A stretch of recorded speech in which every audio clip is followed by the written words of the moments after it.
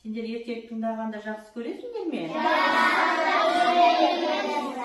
Олай болса мен сендерге бүгін бір үзім нан ертегісін оқып берейін. Баяғы бір заманда бай мен кедей көрші өмір сүріпті. Олардың араздығы сондай, бірін-бірі көргісі келмейді екен. Байдың үйі кең, әдемі болыпты. Іші толған алтын мен күміс. Ал кедейдің үйі ағаштан жасалған, төбесін бұтамен жапқан қора екен. Алтын мен күміс түгілі нанның әзер тауып жепті. Егін егіп, оны суарып, күтіп, орып, өз күнін өзі көріпті. Бір жылы көктемде алапат су тасқыны болады.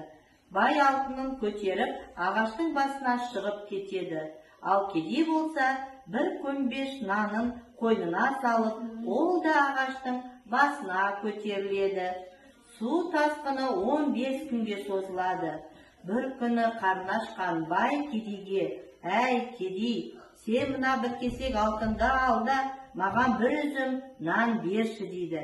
«Жоқ, алтының өзіңе, нан бере алмаймын» деп жауап береді кедей.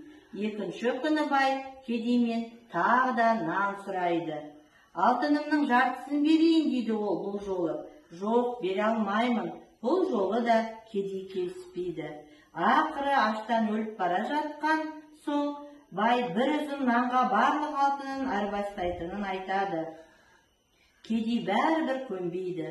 Бойынан күші кеткен бай басы айналып суға құлап кетеді.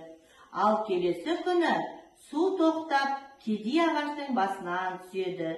«Халықтың алтын күміс тас екен, арпа бидай ас екен» дейтіні осыған орай айтылған екен. Ал байдың жасағандары дұрыс болды ма? Жоқ. Адамдар әрдайым бір-біріне көмектесіп, қарап жүру керек екен. Қане халықтың алтын күміс тас екен, арпа бидай ас екен дейтіні балалар бекер айтылмаған екен. Бұл сөздер әрдайым естеріңде жүрсін.